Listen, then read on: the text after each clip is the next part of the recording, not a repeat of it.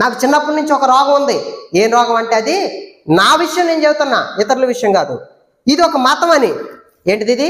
ఈ గ్రంథం ఒక మత గ్రంథం అని, ఇంకా చెప్పాలంటే క్రైస్తవులకి బైబిల్ ఒక మత గ్రంథం అని, ముస్లిమ్స్కి ఖురాన్ ఒక మత గ్రంథం అని, హైందవులకి భగవద్గీత ఒక మత గ్రంథం అని, ఎవరెవరి గ్రంథాలు వాళ్ళకు ఉన్నాయి.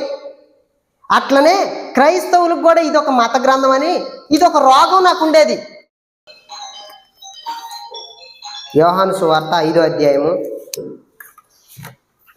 1 నుండి.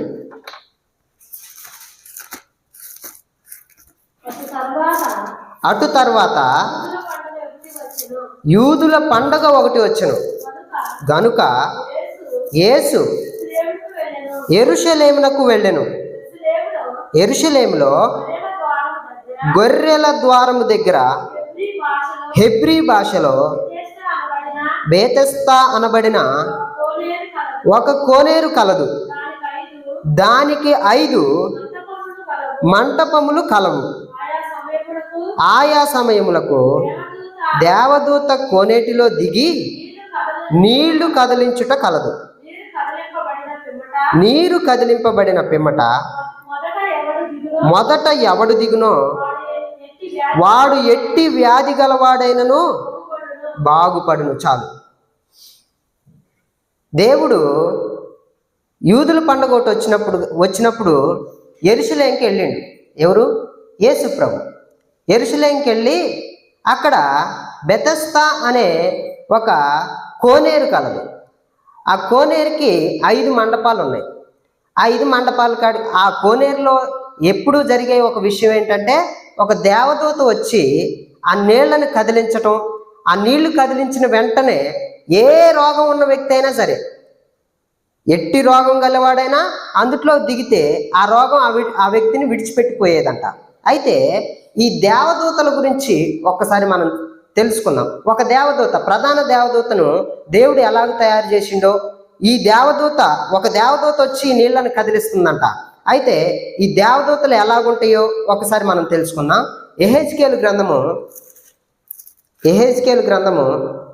28వ అధ్యాయము 13వ వచనం ఒకసారి చదివితే, దేవదూతని దేవుడు ఎలాగ తయారు చేసిండో, ఎలాగూ నిర్మించిండో ఒకసారి చూద్దాం.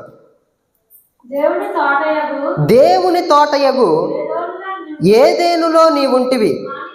మాణిక్యము, గోమేదికము, సూర్యకాంతమణి, రక్తవర్ణపు రాయి, సులిమాను రాయి, మరకతము, నీలము, పద్మరాగము, మాణిక్యము అను అమూల్య రత్నములతో నీవు బంగారముతోను నీవు అలంకరింపబడి ఉన్నావు. దేవదూత ఎట్లా అలంకరింపబడి ఉందంట? ఈ భూలోకంలో ఉన్న అమూల్యమైన రత్నములు, బంగారము, అనేకమైన వాటితో అలంకరింపబడి ఉందంట. ఈ దూత ఎవరంటే లూసిఫర్, పడిపోయిన దూత, తేజో నక్షత్రము. అంటే మనం సైతానుగా పిలువబడే దూత ఈ దూత. ఇలాగా ఇదొక దూత. మరియు యెషయా గ్రంథము 6వ అధ్యాయము 2వ వచనం. యెషయా గ్రంథము 6వ అధ్యాయము 2వ వచనం.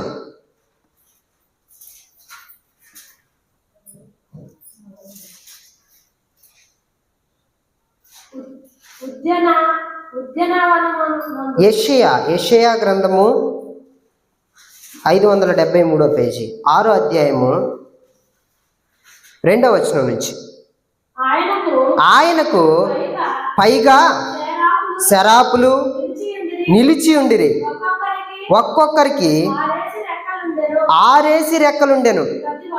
ప్రతివాడు 2 రెక్కలతో తన ముఖమును, 2 తన కాళ్ళను కప్పుకొనుచు, 2 ఎగురుచుండెను. వారు సైన్యములకు అధిపతియగు యెహోవా పరిశుద్ధుడు, పరిశుద్ధుడు, పరిశుద్ధుడు అని సర్వలోకము ఆయన మహిమతో నిండి ఉన్నది అని గొప్ప స్వరముతో గాన ప్రతిగానాలు చేయుచుండిరి. ఇప్పుడు ఎన్ని రెక్కలు ఉన్నాయంటే ఈ దూతలకి? 6 రెక్కలు ఉన్నాయి.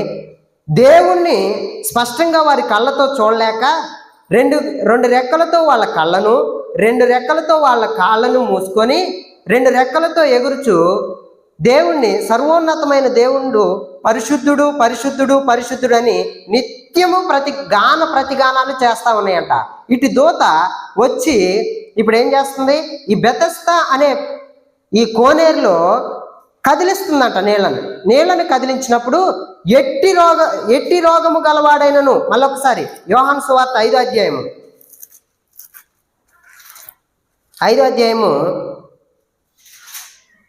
4వ వచనం నుంచి, ఆయా సమయములకు దేవదూత కోనేటిలో దిగి నీళ్లు కదిలించుట కలదు. నీరు కదిలింపబడిన పిమ్మట మొదట ఎవడు దిగునో వాడు ఎట్టి వ్యాధి గలవాడైనను బాగుపడును. గనుక ఆ మండపములలో రోగులు, గుడ్డివారు, కుంటివారు, ఓచ కాలు చేతులు గలవారు గుంపులుగా పడి ఉండ్రి. ఎలాంటి వాళ్ళు పడి ఉన్నారంట? కుంటివారు, గుడ్డివారు, ఓచ చేతులు గలవారు. ప్రతి ఒక్కరు కూడా అక్కడ ఎట్లుందంటే అఖిల ప్రపంచ రోగుల మహాసభలాగా ఉందంట. ఎట్లుంది? మహాసభలాగుంది. ఆ కోనేరు చుట్టూ ఒక దుప్పటి పరిచినట్లు అందరూ చుట్టుతిరగా ఉన్నారు. చుట్టుతిరగా ఉండి దేవదూత ఎప్పుడు నీళ్లను కదిలిస్తుందా, ఎప్పుడు దిగుదామా, మనకున్న రోగాన్ని ఎప్పుడు పోగొట్టుకుందామా అని వాళ్ళు చూస్తూ ఉన్నారు, వేగిరంగా చూస్తున్నారు. దూత వచ్చి కదిలింగలోని ఒక వ్యక్తిని ఎవరో ఒకరు దింపుతున్నారు, వాళ్ళు స్వస్థపడుతున్నారు. మిగతా వాళ్ళందరూ కూడా స్వస్థపడిన వ్యక్తిని చూసి సంబరపడి, నాకు కూడా ఒక సమయం వస్తుంది, నేను స్వస్థత పొందుతా అనే ఆనందంలో చప్పట్లు కొడుతూ ఉన్నారు. అయితే ఇప్పుడు ఏం జరిగింది ఇక్కడ? ఇంకొక వచనం, 5వ వచనం. అక్కడ 38 ఏండ్ల నుండి వ్యాధి గల ఒక మనుష్యుడుండెను. యేసు వాడు పడి ఉండుట చూచి వాడు అప్పటికి బహుకాలము నుండి ఆ స్థితిలో ఉన్నాడని ఎరిగి, స్వస్థపడగోరుచున్నావా అని వానిని అడుగగా. ఎవరు అడిగారు ఈ వ్యక్తిని? యేసు ప్రభు అడిగిండు. యేసు ప్రభు ఎవరు? సాక్షాత్తు సర్వ సృష్టికర్త అయిన దేవుడు. ఈ దేవుడు ఎలా ఉండో తిమోతి రాసిన పత్రిక 1 తిమోతి 6వ అధ్యాయము 16వ వచనం. 1 తిమోతి 6వ అధ్యాయము 16వ వచనం.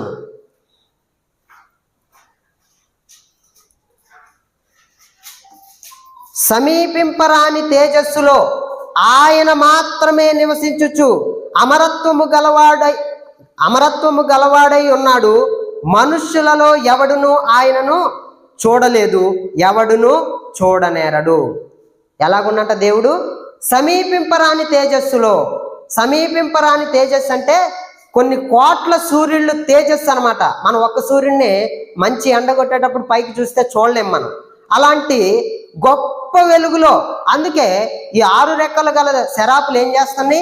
2 రెక్కలతో తన కళ్ళను కప్పుకొనుచు, 2 రెక్కలతో తన కాళ్ళను కప్పుకొనుచు, 2 రెక్కలతో ఎగురుతూ ఆయన ఎలాగుండో సమీపింపరాని తేజస్సులో ఏ ఒక్క వ్యక్తి కూడా ఆయన దగ్గరకు కూడా వెళ్ళలేడు.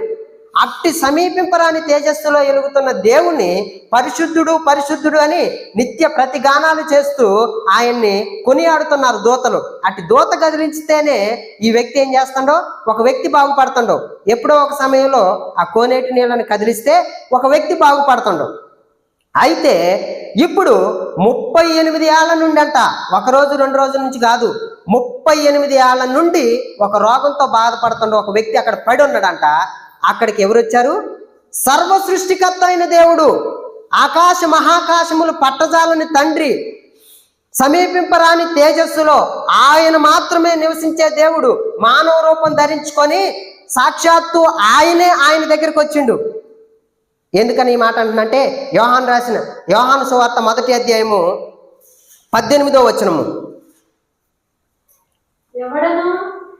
ఎవడును ఎప్పుడైనను దేవుణ్ణి చూడలేదు, తండ్రి రొమ్మునున్న అద్వితీయ కుమారుడే ఆయనను బయలుపరిచెను. ఎవరిని బయలుపరిచారు? సాక్షాత్తు దేవుణ్ణి బయలుపరిచింది ఎవరు? యేసు ప్రభు. ఆయనే మానవ రూపం ధరించుకొని సర్వ సృష్టికర్త అయిన దేవుడు ఈ భూమి మీద అడుగు పెట్టాడు. ఈ భూమి మీద ఆయన పుట్టినప్పుడు లూకాసు వార్తలో ఒక మాట ఉంటుంది. లూకాసు వార్త 2వ అధ్యాయము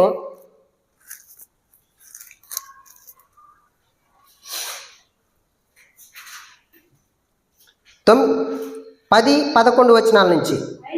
అయితే ఆ దూత భయపడుకుడి, ఇదిగో ప్రజలందరికీ కలగబోవు మహా సంతోషకరమైన సువార్తమానమును నేను మీకు తెలియజేయుచున్నాను. దావీదు పట్టణమందు నేడు రక్షకుడు మీ కొరకు పుట్టి ఉన్నాడు. ఈయనే ప్రభు అయిన క్రీస్తు. ఇదే మీకు ఆనవాలు. కింద 13వ వచనం. వెంటనే పరలోక సైన్య సమూహము ఆ దూతతో కూడా నుండి సర్వోన్నతమైన స్థలములలో దేవునికి మహిమయు ఆయనకి ఇష్టులైన మనుష్యులకు భూమి మీద సమాధానమును కలుగునుగాక అని దేవునికి స్తోత్రము చేయుచుండిరి. ఈ ప్రభు అయిన యేసుక్రీస్తుకి ఏం చేస్తున్నారు? వీళ్ళందరూ స్తోత్రం చేస్తున్నారు. ఎవరు స్తోత్రం చేస్తున్నారు? పరలోక సైన్య సమూహం, దూతలందరూ కూడా దేవునికి ఏం చేస్తున్నారు? గాన ప్రతిగానాలు చేస్తూ స్తోత్రాలు చేస్తున్నారు. ఇట్టి పరలోకపు తండ్రి, మానవ రూపం ధరించిన తండ్రి ఇప్పుడు ఎవరి దగ్గరికి వస్తున్నారు? యోహాను సువార్త 5వ అధ్యాయము 5వ వచనం. అక్కడ 38 ఏండ్ల నుండి వ్యాధి గల ఒక మనుష్యుడుండెను. యేసు వాడు పడి ఉండుట చూచి, చాలు, ఇప్పుడు పడి ఉండుట చూసిండు దేవుడు. ఇప్పుడు నిన్ను కూడా, ఎవరైతే ఈ మాటలు వింటున్నావో నిన్ను కూడా దేవుడు పడి ఉండుట చూసిండు. ఎక్కడ పడి ఉండుట చూసిండు? ప్రతి ఒక్కరూ ఒక్కొక్క పాపంలో పడిపోయి ఉన్నారు. అబద్ధం, వ్యభిచారం, దొంగతనం, దూషించడం, రకరకాల పాపాల్లో పడి ఉండుట ఎవరు చూశారు? దేవుడు చూశాడు. ఈ లోక సంబంధమైన ప్రేమ అనే వ్యవహారాల్లో, ఈ లోక సంబంధమైన అప్పులు అనే వ్యవహారాల్లో, ఈ లోక సంబంధమైన ఏ పనికి మాలతనము, దుర్వ్యసనాలు అయితే ఏవైతే ఉన్నాయో, తాగుడు, వ్యసనాలు, దేవుడికి మించి, దేవుణ్ణి కాక నువ్వు ఏదైతే నీ హృదయంలో పెట్టుకున్నావో, సెల్ ఫోన్ కానీ, టీవీ సీరియల్ కానీ, సినిమాలు కానీ, వ్యర్థమైన దృశ్యాలు కానీ, ఇవేవైతే ఉన్నాయో, దేవుణ్ణి కాదని నువ్వు ఏదైతే పెట్టుకున్నావో ఇవన్నీ కూడా పాపపు స్థితి అన్నమాట. ఈ స్థితిలో పడి ఉన్న నిన్ను చూచి ఇప్పుడు ఏమంటాడు? పడి ఉండుట చూచి. నువ్వు ఎన్ని సంవత్సరాల నుంచి పడనువో ఆయనకు తెలుసు. 1 సంవత్సరమా, 2 సంవత్సరాలా, 3 సంవత్సరాలా, 4 సంవత్సరాలా, 10 సంవత్సరాలా, 20 సంవత్సరాలా? కాదు, ఇక్కడ 38 సంవత్సరాల నుంచి పడిపోయి ఉన్నట్టు. ఈయన పడి ఉండుట చూచి వాడు అప్పటికి బహుకాలము నుండి ఆ స్థితిలో ఉన్నాడని ఎరిగి స్వస్థపడగోరుచున్నావా అని వానిని అడుగుగా. ఇప్పుడు నిన్ను కూడా దేవుడు అడుగుతుండో, సర్వ సృష్టికర్త అయిన దేవుడు అడుగుతుండో, ఇంతకాలం నువ్వు వ్యర్థమైన వాటినన్నింటినీ చూసేవాడిగా ఉన్నావు. వ్యర్థమైన వాటన్నిటిని, సినిమాలు కానీ, షికార్లు కానీ, వ్యర్థమైన వ్యసనాలు కానీ, తాగుడు, గంజాయి, రకరకాల మత్తు పానీయాలకు, దొంగతనానికి, వ్యభిచారానికి, రకరకాల పాపపు మార్గంలో వాడిగా నువ్వు ఉన్నవేమో, తిరిగేదానిగా నువ్వు ఉన్నవేమో. దేవుడు ఏమంటాడు? ఇప్పుడు నీవు స్వస్థపడగోరుచున్నావా? ఏమని అడుగుతుండో? స్వస్థపడగోరుచున్నావా అని వానిని అడుగగా, ఆ రోగి, అయ్యా, నీళ్లు కదిలింపబడినప్పుడు నన్ను కోనేటిలోనికి దించుటకు ఎవడునూ లేడు గనుక నేను వచ్చినంతలో మరి ఒక్కడు నాకంటే ముందుగా దిగునని ఆయనకు ఉత్తరం ఇచ్చాను. ఇప్పుడు నీళ్లలో దించడానికి ఎవరో ఒకళ్ళు ఉన్నారంట. ఏంటి? ప్రతి ఒక్క వ్యక్తికి కూడా ఎవరో ఒకళ్ళు దించుతున్నారు. ఎవరో ఒక వ్యక్తిని కిందికి ఆ నీళ్లలోకి దించితే బాగుపడి స్వస్థత పొంది బయటికి వెళ్ళిపోతున్నారు. ఇప్పుడు నన్ను కూడా ఎవరైనా దింపుతారేమో, నన్ను ఎవరైనా ఆ నీళ్లలోకి దింపి, ఆ దూత నీళ్ళని కదిలించిన వెంటనే నన్ను దింపితే నేను స్వస్థపడతా అనే ఆశతో ఆయన వెయిట్ చేస్తుండో. ఎన్ని సంవత్సరాల నుంచి వెయిట్ చేస్తుండో? 38 సంవత్సరాల నుంచి. ఇప్పుడు మనం కూడా రకరకాల పాపాలకు అలవాటై ఉంటాం. ఎన్ని సంవత్సరాలుగానో నాకు ఒక రోగం ఉంది, నాకు చిన్నప్పటి నుంచి ఒక రోగం ఉంది. ఏం రోగం అంటే అది నా విషయం నేను చెబుతున్నా, ఇతరుల విషయం కాదు. ఇది ఒక మతం అని. ఏంటిది? ఇది ఈ గ్రంథం ఒక మత గ్రంథం అని, ఇంకా చెప్పాలంటే క్రైస్తవులకి బైబిల్ ఒక మత గ్రంథం అని, ముస్లిమ్స్కి ఖురాన్ ఒక మత గ్రంథం అని, హైందవులకి భగవద్గీత ఒక మత గ్రంథం అని, ఎవరెవరి గ్రంథాలు వాళ్ళకు ఉన్నాయి. అట్లనే క్రైస్తవులకు కూడా ఇది ఒక మత గ్రంథం అని, ఇది ఒక రోగం నాకు ఉండేది చిన్నప్పటి నుంచి. 22 సంవత్సరాల వరకు ఉంది నాకు ఈ రోగం. ఎన్ని సంవత్సరాల వరకు ఉంది? 22, 23 సంవత్సరాల వరకు ఉంది. ఇన్ని సంవత్సరాల తర్వాత దేవుడు నా దగ్గరకు వచ్చిండు. ఏ రూపంలో? వాక్య రూపంలో వచ్చిండు. స్వతహాగా ఒక మనిషి రూపంలో కాదు, కానీ ఆయన మాటను నా దగ్గరకు పంపించిండు. ఏమని పంపించిండు? ఇది ఒక మత గ్రంథము కాదు, నేను సర్వశక్తి గల దేవుడను. నేను మాట్లాడే ఈ మాట నా హృదయంలో గూడు కట్టుకొని ఉన్న బండ లాంటి ఆ మతం అనే బండను బద్దలు కొట్టింది. బద్దలు కొట్టి దేవుడు ఏమని చెబుతుండంటే, నేను మత సంబంధిని కానే కాను, నేను కుల సంబంధిని కానే కాను, నేను సర్వ సృష్టికర్త అయిన దేవుడను. నన్ను వీళ్ళు మతానికి పోల్చుతున్నారు, నన్ను వీళ్ళు కులానికి అంటగట్టారు, నన్ను వీళ్ళు ప్రాంతానికి అంటగట్టారు. వీటన్నిటినీ బద్దలు కొట్టుకొని నేను సర్వశక్తి గల దేవుడను, ఇది నా మాట. ఈ మాట ద్వారాగా నేను నీతో మాట్లాడుతున్నా. ఎవరితో మాట్లాడిండంటే ఒక బ్రాహ్మణుడైన ఆర్ఆర్కే మూర్తయ్య గారి ద్వారాగా నాతో మాట్లాడిండు. మతం నిన్ను దేవుడి దగ్గరకు తీసుకెళ్ళదు, కులం నిన్ను దేవుడి దగ్గరకు తీసుకెళ్ళదు, నువ్వు ఏర్పరచుకున్న మార్గం నిన్ను దేవుడి దగ్గరకు తీసుకెళ్ళదు. ఏ మార్గాలు ఏర్పరచుకున్నారు? వ్యాయామం. ఏంటిది? వ్యాయామం చేస్తే దేవుడి దగ్గరికి వెళ్తారని, కొన్ని దీక్షలు చేస్తే దేవుడి దగ్గరికి వెళ్తారని, కొన్ని దినాలు ఒక నిష్ఠగా ఉంటే దేవుడి దగ్గరికి వెళ్తారని, ఇవేవి నీ దగ్గర దేవుడి దగ్గరకు తీసుకెళ్ళవు. నేను మత సంబంధిని కాదు, నువ్వు అనుకునేటట్టు నువ్వు ఏర్పరచుకున్న మార్గంలో నా దగ్గరకు రాలేవు. స్వతహాగా ఏదో వస్త్రదానం చేస్తే దేవుడి దగ్గరకు చేరతారని, అన్నదానం చేస్తే దేవుడి దగ్గరకు చేరతారని, కళ్ళను దానంగా చేస్తే, శరీర అవయవాలను దానం చేస్తే దేవుడి దగ్గరకు చేరతారని, ఇంకేంటి రకరకాల నీతి మార్గాలు ఎంచుకొని దేవుడి దగ్గరకు చేరదామని నువ్వు అనుకుంటే నా దగ్గరకు చేరలేవు. ఎందుకంటే నేను సర్వ సృష్టికర్త అయిన దేవుడను. నీవు నన్ను తెలుసుకొని నా మార్గంలో నడిచినప్పుడే నీవు నా దగ్గరకు వస్తావు. ఇప్పుడు దేవుడు ఏమంటాడు? ఆ స్థితిలో పడి ఉన్న నన్ను ఈ 22 సంవత్సరాలు నేను ఏం కలిగి ఉన్నా, ఏ రోగం కలిగి ఉన్నా, దేవుడు ఒక మత సంబంధి అని, ఒక మతంలో ఉంటాడని, ఒక్కొక్కరికి ఒక్కొక్క మతం ఉంది, ఆ మతంలో ఉంటాడని నేను మతపరంగా ఆలోచించా. వీటన్నిటినీ బద్దలు కొట్టి దేవుడు నాతో ఏం మాట్లాడిండు? నేను మత సంబంధిని కానే కాను. వీళ్ళు పరిచారు. ఈ లోకం ఒక గుడ్డితనంలో ఉంది, వాళ్ళ మనోనేత్రాలకు ఒక గుడ్డితనం ఉంది. దేవుడు ఒక మత సంబంధిని, ఒక ప్రాంతీయ సంబంధిని, ఒక రంగుకే చెందినవాడని, ఒక ప్రాంతానికే చెందినవాడని, ఇలాగా రకరకాల భావనలు ఉన్నాయి. వీటన్నిటిని బద్దలు కొట్టి 22 సంవత్సరాలు రోగంలో ఉన్న నన్ను ఇప్పుడు ఏం చేసిండు? సర్వ సృష్టికర్త అయిన దేవుడు. ఇప్పుడు ఇక్కడ ఒకసారి 5వ అధ్యాయము కిందికి యేసు 6వ వచనం. యేసు వాడు పడి ఉండుట చూచి వాడు అప్పటికి బహుకాలము నుండి ఆ స్థితిలో ఉన్నాడని ఎరిగి స్వస్థపడగోరుచున్నావా అని వాడిని అడుగగా, ఆ రోగి, అయ్యా, నీళ్లు కదిలింపబడినప్పుడు నన్ను కోనేటిలోనికి దించుటకు నాకెవడునూ లేడు. చాలు. ఇప్పుడు ఏంటంటే దించడానికి ఎవరు లేరంట.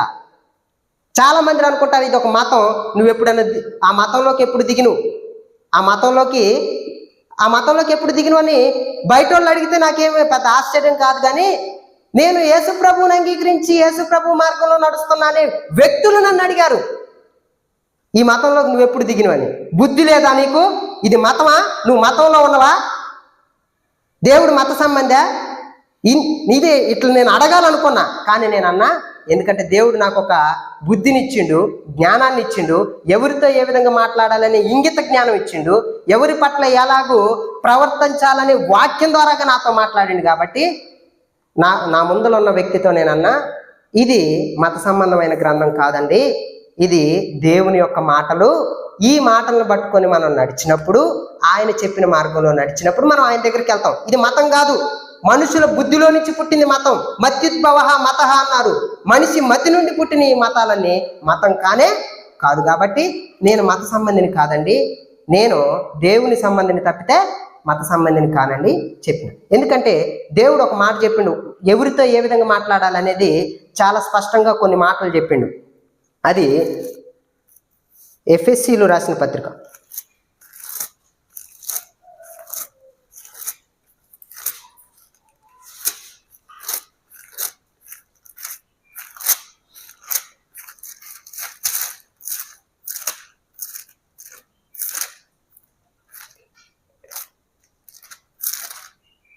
1 తిమోతి 5వ అధ్యాయం. ఎవరితో ఏ విధంగా మాట్లాడాలో చాలా మందికి తెలియదు. చాలామంది సేవకులను కొట్టే పనికి మాలిన వాళ్ళు తయారయ్యారు. అంటే వయసుకి రెస్పెక్ట్ ఇవ్వని వాళ్ళు, అంటే మనకంటే కొంచెం ఒక్క